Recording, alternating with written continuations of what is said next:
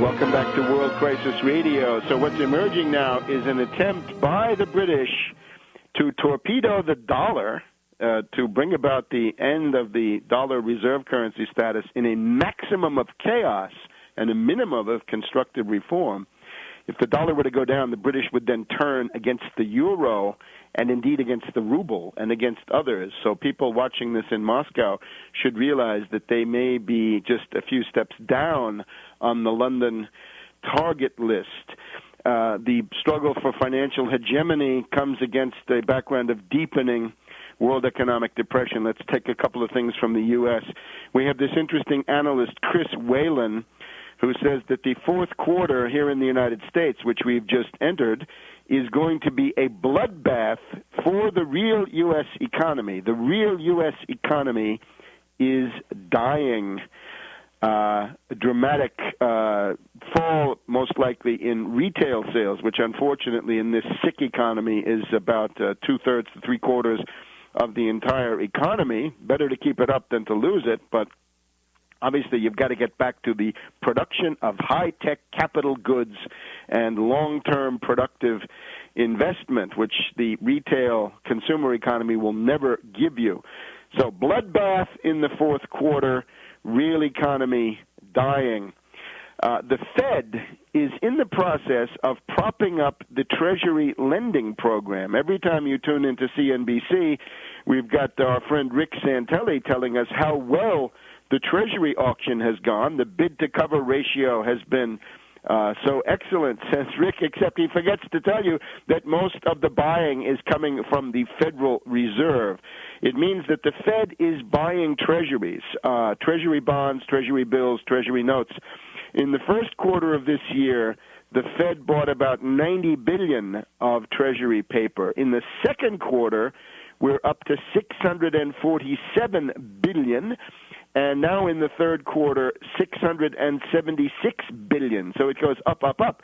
And this is now well over $1.5 trillion of U.S. government paper that has landed at the Fed, presumably because there were no other buyers, not Japan, not China, not Russia, not Saudis, not the usual purchasers of this treasury paper. Now, that, of course, means that all of that money is spewed out into the world as paper dollars and thereby stoking the fires of dollar hyperinflation. Dollar hyperinflation, remember, begins when the dollar collapses internationally. And we've had a very big dose of international dollar collapse here in the past couple of days. We had the dollar falling against the euro for 4 or 5 days in a row. We had the dollar reaching about $1.48 to the euro. That is, a euro is equal to 1.48 U.S. dollars. That's very close to an all-time low for the dollar. And with the yen, 88 yen to a dollar, also very close, if not at, an all-time low. So that is looking very, very unstable. A couple of questions inside the U.S. Illinois is now in budget crisis. Illinois is joining California in collapse. There's now a list of failed states. The list of failed states is not Somalia, Afghanistan, Bangladesh, and the rest. The failed states now include California, Illinois, and certainly others. Why do we not claw back the $700 billion of bailout, TARP money, give that to the states to maintain the vital services of civilization, police, fire, education, health, and the fabric of civilization has got to be maintained. And, of course, the reason why you don't, Tiny Tim Geithner, now revealed to be a slave, a running dog in a more direct way than anyone had suspected. Geithner gets his marching orders several times a day in cell phone calls to Blankfein of Goldman Sachs, to Diamond of J.P. Morgan Chase, and to Pandit the Bandit of Citibank and a couple of other Citibank people. That's a three-headed, monstrous troika cartel that is the master. That's the board of directors for Geithner. Blankfein, Diamond, Pandit. If you don't know what they look like, find out. Put away your flying saucer books for a while and learn who your class enemies are. Learn who they look like. blank fine, diamond, Pandit the Bandit. Interestingly, not Ken Lewis of Bank of America. He's way down on the totem pole. He's on his way out. And not Mac of Morgan Stanley, also, I believe, now on his way out.